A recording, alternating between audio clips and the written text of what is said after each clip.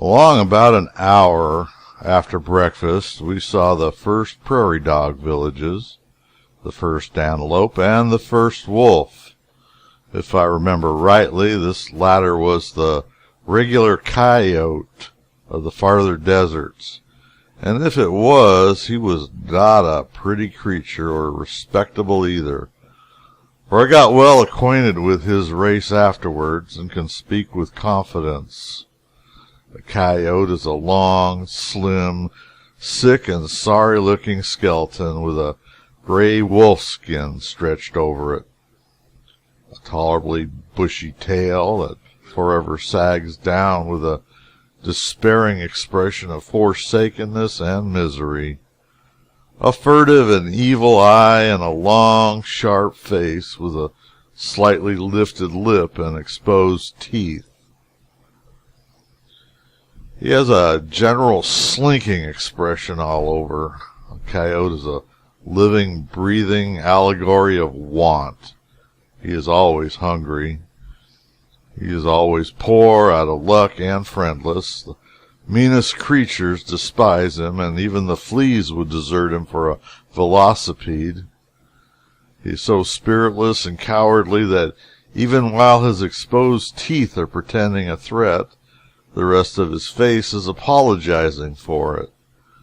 And he is so homely, so scrawny and ribby and coarse-haired and pitiful.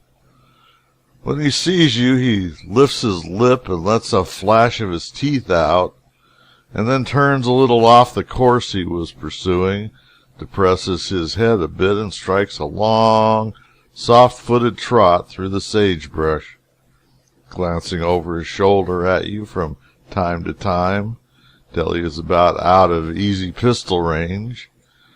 Then he stops and takes a deliberate survey of you.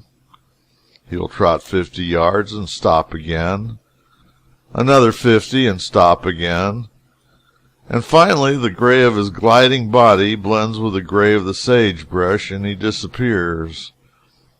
All this is when you make no demonstration against him.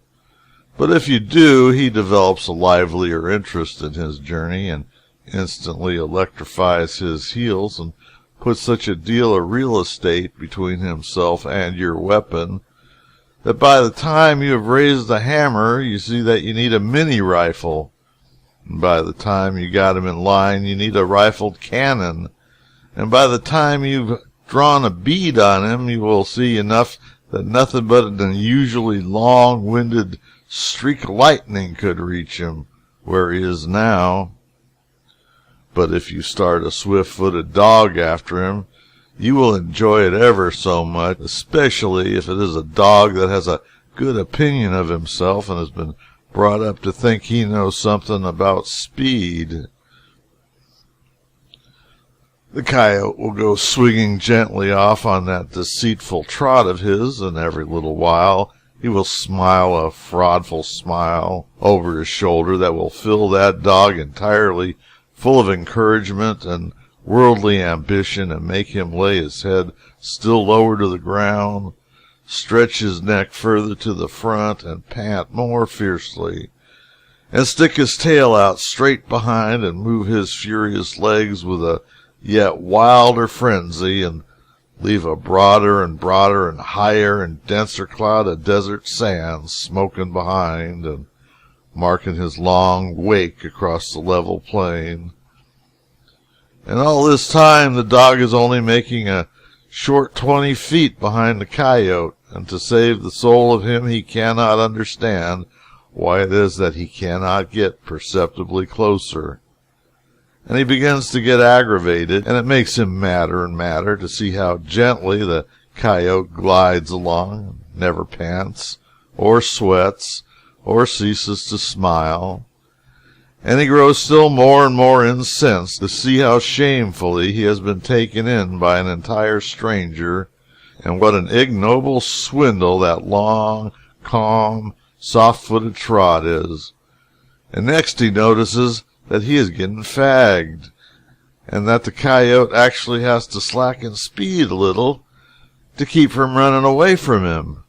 And then that town dog is mad in earnest, and he begins to strain and weep and swear and paw the sand higher than ever and reach for the coyote with concentrated and desperate energy. This spurt finds him 6 feet behind the gliding enemy and 2 miles from his friends. And then, in the instant that a wild new hope is lighting up his face, the coyote turns and smiles blandly upon him once more, and with something about it which seems to say, "Well, I shall have to tear myself away from you, bub. Business is business, and it will not do for me to be fooling along this way all day." And forthwith there is a rushing sound and the sudden splitting of a long crack through the atmosphere, and behold, that dog is solitary and alone in the midst of a vast solitude. It makes his head swim. He stops and looks all around, climbs the nearest sand mound, and gazes into the distance, shakes his head reflectively, and then, without a word, he turns and jogs along back to his train, and takes up a humble position under the hindmost wagon, and feels unspeakably mean, and looks ashamed, and hangs his tail at half-mast for a week. And for as much as a year after that, whenever there's a great hue and cry after a coyote, that dog will merely glance in that direction without emotion, and apparently observe to himself, "I believe I do not wish any of the pie."